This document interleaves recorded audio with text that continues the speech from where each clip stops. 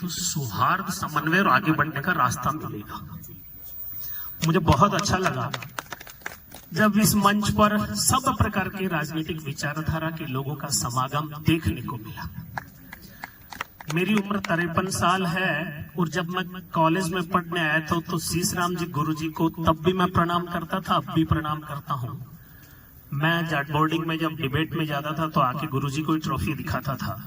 मुझे ध्यान है, बोलना एक कला है, बहुत लोगों को आती है, लेकिन एक साथ बैठकर एक दूसरे बोलने वाले को सुनना और समन्वय के साथ उस पर विचार करना, ये शायद हनुमान प्रसाद जी का प्रताप है या सीकरण जी की कोशिश है कि सौहार्द से सब प्रकार के विरोधी और समर्थक विचारधारा के लोग साथ बैठकर चर्चा कर रहे हैं। मेरा एक और सुझाव है, हो सकता है मेरा सुझाव आपको मंजूर नहीं हो। जाट समाज के जो लोग सरकारी सेवा में हैं, वो जातिगत सम्मेलनों में खुद को पर्दे के पीछे रामलीला के पॉम्पडर की तरह रखे मंच पर नहीं आए, वरना जब वो वहां कुर्सी पर बैठेंगे तो लोग उन्हें उसी नजर से देखेंगे। ये हम सबको भी ध्यान रखना चाहिए और उन खुद को भी ध्यान रखना चाहिए। तीसरा सुझाव है, जिस मोटिव को लेकर हम चलते हैं उसका कंक्लूजन फाइलेंट हो जाना चाहिए। जिस किसी फील्ड में हमारे लोग सफलता प्राप्त करते हैं, जिस किसी फील्ड में, उसमें हमारी प्रशंसाएं होनी चाहिए। लेकिन जाट समाज का कोई व्यक्ति जज बनता है और केवल जाट समाज उसका अभिनंदन करता है तो ये उस जज का जातीयकरण है, जो नहीं होना चाहिए। किसी में हिम्मत नहीं होगी, हमें हिम्मत दिखा देनी चाहिए। कुछ साहसिक निर्णय करने की हिम्मत हम में है।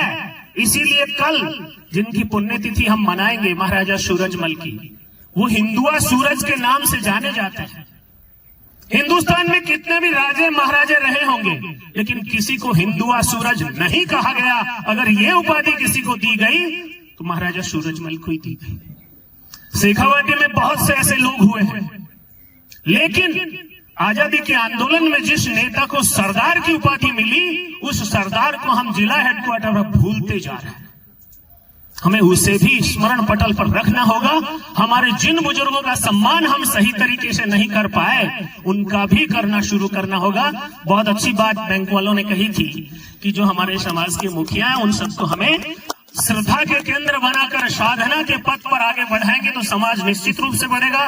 बहुत सारी बातें हो सकती हैं, लेकिन समय की मर्यादा ये कहती है, और बना हुआ भोजन ठंडा हो रहा है वो भी ये कहता है, भाषण नहीं भोजन चाहिए। और मुझे भी चूरू ये कार्यक्रम में जाना है तो प्रस्थान की इजाजत चाहिए। बहुत बहुत धन्यवाद। जय हिंद, जय भारत।